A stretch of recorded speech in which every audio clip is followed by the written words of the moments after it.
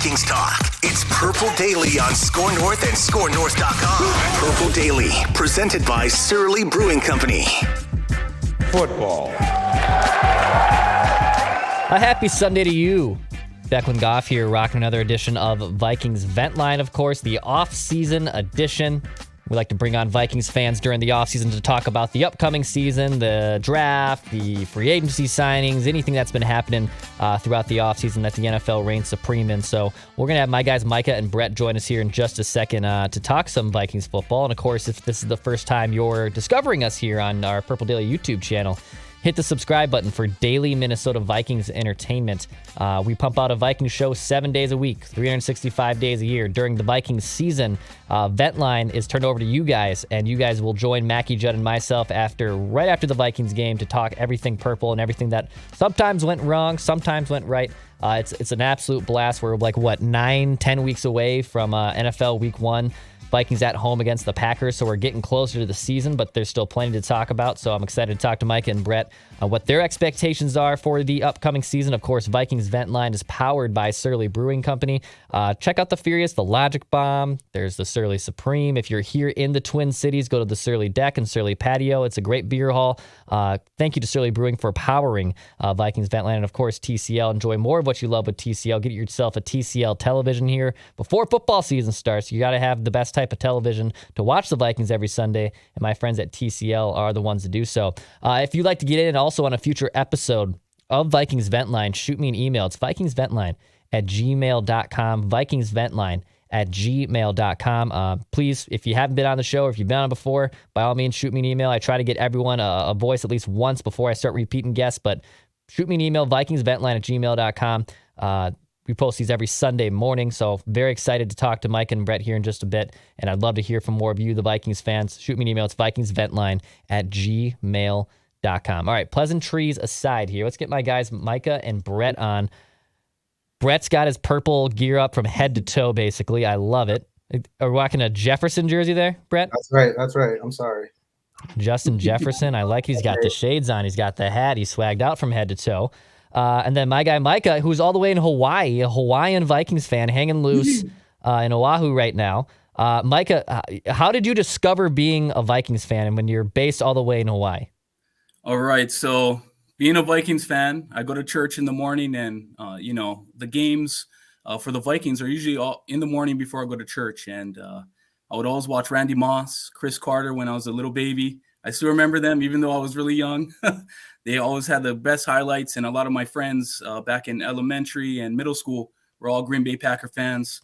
Throw the L's their way. And I always loved it when the Vikings beat them, so I can always brag and be the one that, hey, we won. That's awesome, dude. Brett, how long have you been a Vikings fan, and also where are you based? I'm from White Bear Lake, Minnesota. Cool. So I've been a Vikings fan since the Tavares Jackson era, if you can believe it. It's kind of my timeline. But when Brett Favre got on the wagon, it was kind of exciting. Everyone kind of rallied around saying Brett my whole life. So that was pretty fun watching those years. But yeah, since then I've been on the roller coaster with everyone. And it has been a roller coaster, even whether you became a Vikings fan in the late 2000s, maybe you're like Micah, you became a fan in the late 90s and early 2000s. Riding that roller coaster, all just trying to see a Super Bowl before we die. That is the damn goal of this show. That's the goal of the Purple. We want to see a Super Bowl before we die. So, boys, let's get right into it here. I'm curious. And, Mike, I'm going to start with you, man. Okay. I want to know, because it's the off season here. We're in the dwell of it. We're about a couple weeks away from training camp, which I'm excited to get some pads on here and watch some Vikings football. But right now, I want to know, give me your hottest Vikings take. Hit me, Micah. What is it? All right, hottest Vikings take. So I say that we will make it past the first round of the playoffs this year. That is my hottest take. Let me just go down some of my reasons before we all jump in. So reason number one, 13th easiest schedule per our opponent's record back in last year, 2021. Our division, easily, we're way better than the Lions, better than the Bears. Green Bay, it's a hard rub, but I believe we're better. But we need to set that precedent first game, right? Game one, we got to hit them in the mouth. Don't back down. Be creative, get that dub. And lastly, the NFC, the conference in general, it's really top heavy. The big dogs are Tampa Bay and the Rams. If we can secure that third seed, and not really face the Tampa Bay and the Rams, I think that we can get out of the first round of the playoffs this year. So that's my hot take. I like it. Yeah, it's still a pretty hot take because the Vikings have been to the playoffs the last 2 years, right? And if they can get out of that first round, that'd be the wild card round, obviously, and they're in the top 4. You would certainly take that in Kevin O'Connell's first season. And I'm with you on the week 1. Start the season off strong. Don't go 0-1. Set a tone. Smash the Packers in the mouth at home. Start the season off strong. I love the hot take there, Micah. Brett, what about you, man? What's your hottest Vikings take right now? Mine's kind of a hypothetical here. I'm going to go with throwing out existing contracts. Let's just hypothetically say that this is the beginning of this year was Kirk's end of his run, and we're going to sign a quarterback. I think my hot take is that if Deshaun Watson and Russell Wilson were to have signed with the Vikings when they signed with the Browns or the Broncos, I think our Super Bowl odds would be higher as favorites than them at the Browns at the 7 and Browns at the 9, giving our existing roster and existing defensive roster too that no one ever seems to talk about, given 51 sacks last year. Danielle Hunter playing as little games as he did, adding Zadarius Smith, adding Lewis Seen, adding pieces on the back end. I think our Super Bowl odds would be a lot higher if we had a proven quarterback on our roster before the beginning of this year. I'm saying our odds would be higher than the Browns or the Broncos at 7 or 9. I love the little alternate reality you're painting here, right? Like, so let's say if the Vikings did pull off a trade for Russell Wilson, Russell's now going to Denver, stacked division right there in the AFC West, right? Like, there's 4 teams you could literally make a case all could make the playoffs. It's probably not going to shake out that way, of course, but 4 teams that are just juggernauts in the AFC. If Russell Wilson comes to Minnesota, you're right. They are the favorites. They have Justin Jefferson and Thielen to play with. You have Dalvin Cook. Even if the defense has question marks with injuries to Danielle and Zadarius Smith, let's just continue down the path that if they're healthy, well, that defense is automatically going to be a lot better than it was last season, at least statistically on paper. And they racked up a ton of sacks last year. It was pretty good with Danielle in the lineup. It's just once he suffered that season-ending injury, it's when that defense went real south. I like these hot takes. If Russell Wilson was on the Vikings, we're having a completely different tone of how we view this season, right? It'd be nuts. You're talking about favorites in the NFC. For sure. I think definitely given those, we're higher than Broncos at 9 with Russell Wilson. If the Vikings put them in there, we're higher than 9. We're higher than 7, I think, with Deshaun Watson personally, but he hasn't played obviously a long time. That's right from a distance, but. Michael, do you think the Vikings could potentially also succeed the Packers in the North? Do you think the Packers are coming down a little bit, or you got to wait and see there with Aaron Rodgers? What do you think about the North? I think that they're coming down. They're on the downside. They don't have the weapons that we have. They lost, the biggest weapon, a top 3 receiver in Adams. And now, they're, everything's on the back of Aaron Rodgers. He's now going to have to rely on, some rookie receivers, some receivers that are unproven. Things of that nature. But their defense is great. That's one thing that worries me. But, I think our offense is better. So, Brett, what do you think, man? Do you think the Packers are coming down and the Vikings are now coming up in the NFC North? I've been saying it all along. I don't think you're going to go from Brett Favre to Aaron Rodgers to someone else amazing like that. This is not going to happen. Like, let's be real. So I think the Vikings staying the way they have been with a solid roster and a 500 record. Like, I think we're going to be in the swing here now with KOC taking over. Boys, I've been seeing a lot of stuff about Justin Jefferson being wide receiver 1. Pro Football Focus made their case for it from a fantasy football perspective. And my guy Brett rocking the jersey there. He's 1 or 2 in a lot of fantasy football rankings. Brett, I'll start with you, man. You got the swag on. You got even the Vikings cup, man. Are you just bathing in purple and gold even when we're done with this right now? Is that what you do all the time? I'll tell you right now, I got a friend, Tyson. He's a Chicago Bears fan. His brother's a diehard fan too. And being around them, I got to start showing my colors. So I love it. I love it. But Brad, I'll keep it there with you though. Is Justin Jefferson right now the best wide receiver in the NFL? I'm curious your take. Best in the division, yes.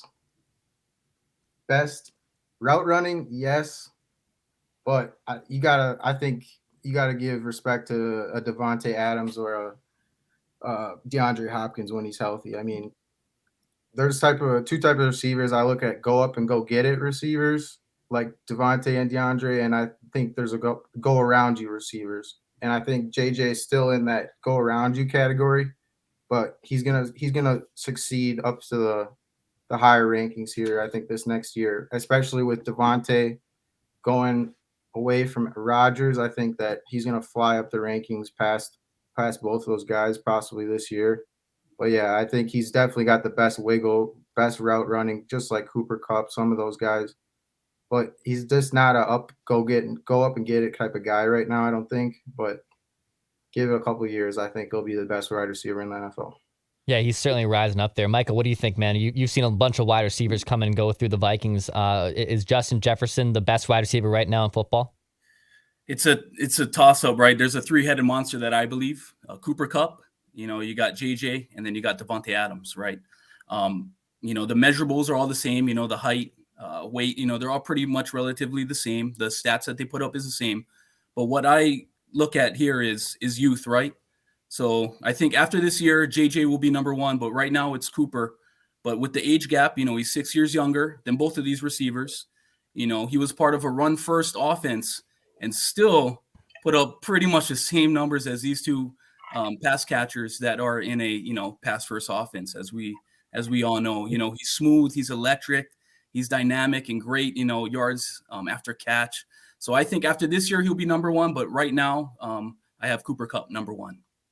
I mean, yeah, it's a wide receiving driven league, right? And you got just great studs all over the place. It feels like, though, with Jefferson doing what he's been able to do in the first 2 years, it feels like there's room at the top of the mantle for him to push those other guys off, right? Like there's room to push Cooper Kupp off, push Devontae Adams off, and make it supreme that he is the number one wide receiver in the NFL. I mean, the dude, no one expected him, I think, to be this damn good in the first 2 years. He's a wide receiver in the first round, and we thought, oh, great, another weapon. The guy doesn't start for those first 2 games of his NFL career and then just absolutely explodes and is now in the conversation 2 years later as potentially the best wide receiver in the league. And yeah, I mean, if he repeats this production and he gets leaned into a little bit more from Kevin O'Connell in this new offense, man, look out. Like 110 catches might even be off the radar. It might even be 120, 130 like Cooper Kupp last season. The dude's an absolute stud. So I'm excited to see what he can do this year. And yeah, I agree. I think he's pretty close to being that number one wide receiver in the NFL. Quickly, the 3M Open, by the way, is more than a golf tournament. It's golf that matters, and it's coming to Minnesota TPC Twin Cities July 18th to 24th. Get your tickets at 3mopen.com/tickets, 3mopen.com/tickets. Cameron Champ coming back to defend his title. Go check it out at TPC Twin Cities, 3mopen.com/tickets. You do look too at the wide receiving scale of the Vikings, right? Like Thielen, still a touchdown machine, might be coming down a little bit, but the guy's a touchdown machine. Brett, what do you think about KJ Osborne? He had a nice season last year, bursted out as a solid wide receiver 3. What are your thoughts on KJ Osborne? Does he have another motor to get to, or is what you saw from last year kind of what to expect from him going forward? Yeah, I think KJ is going to have a great year this year. Partially because I think his first couple years, he might have been trying not to step on anyone's toes to keep his third position. I mean, but the guy, talk about elite, like captain at University of Miami through his his tenure there. I mean, the guy can play, and I think if you give him some time and space, like KOC might do this year, I think the sky's the limit. He might take in Adam Thielen's role as number 2, possibly the whole year. Who knows? Michael, what do you think about KJ Osborne in year 3? They're here with the Vikings. Yeah, kind of same thing. I think he's going to step up. I think the play calling is going to be a lot better. Obviously, we're going to be pass first. There's going to be a lot of green for him to run, to roam. A lot of people know now, okay, we got to kind of really double coverage, triple coverage. JJ, right? Adam Thielen, you still got to watch him, and he's going to be left, all alone in the middle, ready to, make us cheer, and root for the Vikings, for another touchdown. So I think you'll have a great year. It's hopefully going to be like another 3-deep situation, right? With back in the day with Moss and Carter and Jake Reed, where you had 3 wide receivers who were really good with Randall Cunningham and Brad Johnson and Dante Culpepper, and now can that be the next one, right? Can Thielen, Jefferson, and KJ Osborne kind of be that next 3 threat? I'm curious to see if KJ has another motor to him, but like if you just take his production of what he did in 2021 and you put it in 2022, I think you'd take that as well. But he did have great signs of growth. No one saw him, I think, having the season he did last year, but now I think the expectations are heightened a little bit. But Kirk has weapons, man. Kirk's going to have weapons all over the field, and there won't be really much excuses for him not to get the ball to some playmakers. I'm really excited to see what he does with those 3 wide receivers this year. All right, boys, I do want to know your favorite Viking of all time. So Brett, you mentioned that you became a fan like mid to late 2000s. So what players has stood out to you? Who is your favorite Viking of all time? My favorite Viking of all time, I want to give 2 honorable mentions, but I'm just going to start off by saying my favorite Viking was Jared Allen. Jared Allen, let's start off by saying I think my favorite position to watch is wide receiver and pass rusher.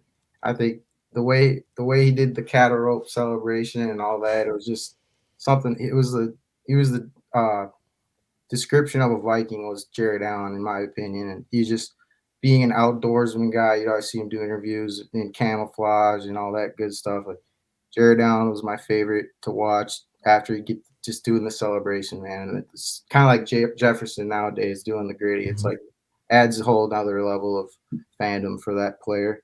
But honorable mention, I got to say Brett Favre. I mean, it was exciting while it lasted.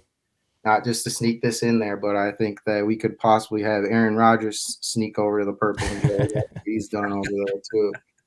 But and obviously Adrian Peterson was just the best to watch. I mean, we took him for granted was kind of like sad to say, but kind of happened. So Adrian Peterson, honorable mention, but Jared Allen by far was my favorite Viking to watch.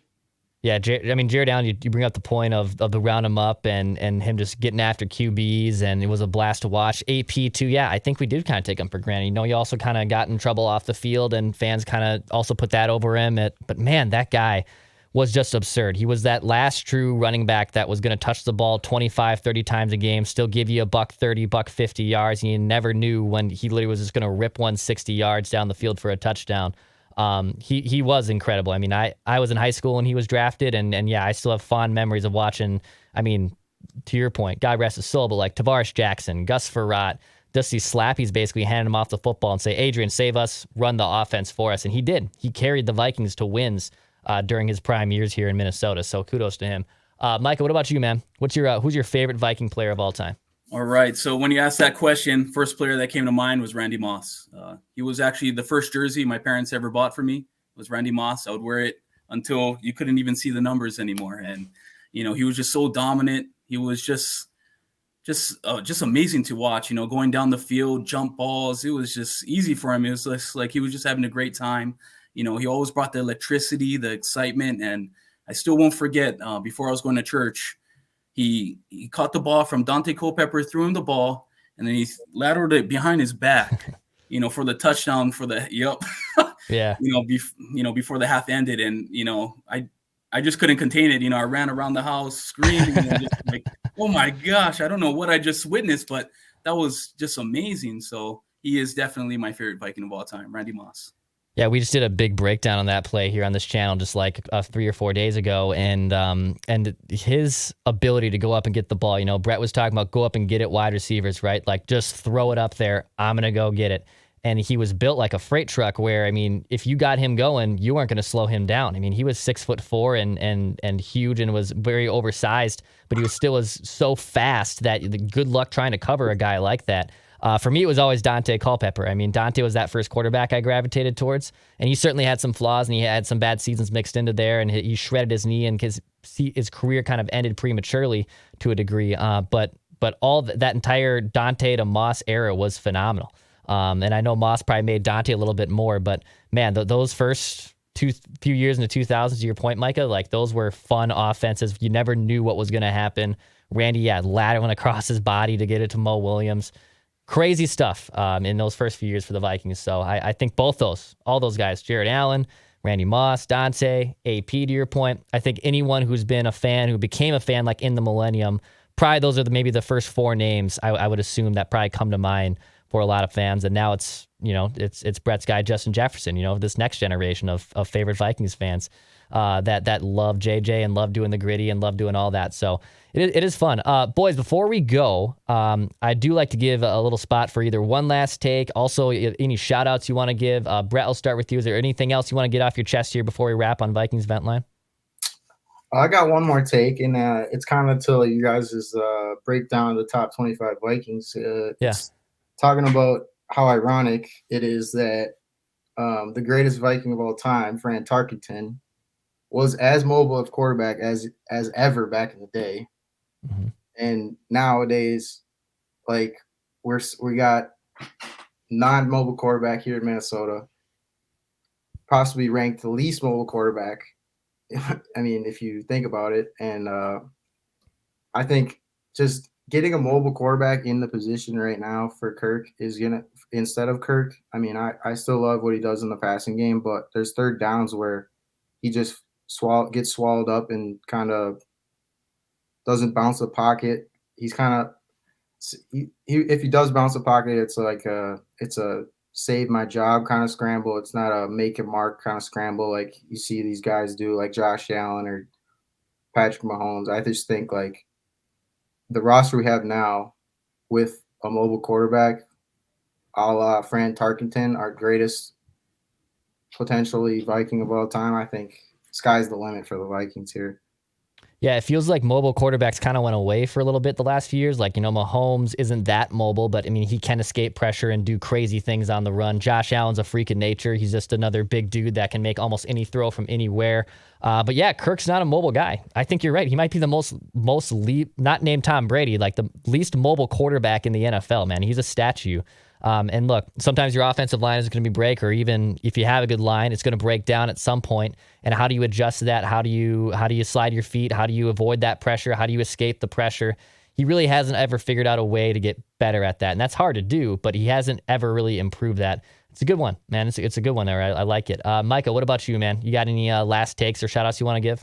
Okay. So last take for you folks is, Viking fans, strap in, because I think Kirk Cousins will be our QB for the next 2 seasons. That's my hot take. Take it as it is, but I think he gives us the best chance. And hopefully next year in the draft, we can get a QB that can, learn from him, take a back seat, kind of learn the ways of the NFL, and then, take off from there in year 2 for a new QB. And then I also I'm excited to see how our backers are, our second team linebackers. We got Surratt from last year. We got Brian Asamoah coming in. We got Blake Lynch and DJ Wanham. I would really like to see how they do in this new scheme of defense of the 3-4. So very excited. And lastly, I guess my shout outs. So to all my Viking fans here in Hawaii, we got Race, we got Jillian, Jaisa, we got Paul, Claire, Matthew from the bank. Also, my cousin, Dylan Domingo. And then lastly, Champ from OC16. It's a local show here. He's a big Viking fan. Just like Brett, he always reps the gear. We got the hat, got the, got the cup, got the jacket, got the jersey. So right on to everyone out there. Right on. Let's go Vikings. Go. I love it. I love that we're hanging loose and there's Vikings fans in Hawaii, man. I love that there's a collection of it. That's great. We've had a bunch of people come on this show from all over the country and all over the globe. And I'm loving to hear that, Vikings are well represented on the islands too. I think that's great, dude. Appreciate you guys. Before I go, by the way, Brainerd International Raceway, it's the second year in a row of a weekend of pure adrenaline, 189 miles per hour. Motor America is coming to Brainerd International Raceway, 5 classes. You can get your tickets at birmn.com. It's July 28th through the 31st, birmn.com. Kids 12 and under get in free. Start planning your summer and get up there. Brainerd International Raceway, birmn.com. To get your tickets. Micah, Brett, appreciate you guys coming on for Vikings Vent Line here today, boys. Get on during the season. Would love to hear from you. Micah, post up like from someplace at a Hawaiian bar or on the beach or something, wherever you're at, man. We'd love to bring the vibes onto the show. Brett, I'm curious in your next get up. Like if you come on the show, like what is the next fit that you're going to have here? Like I want to see if you can top this look that you got on the next time you potentially join us on Vent Line, dude. I got you, Declan. I can do it. All right, boys.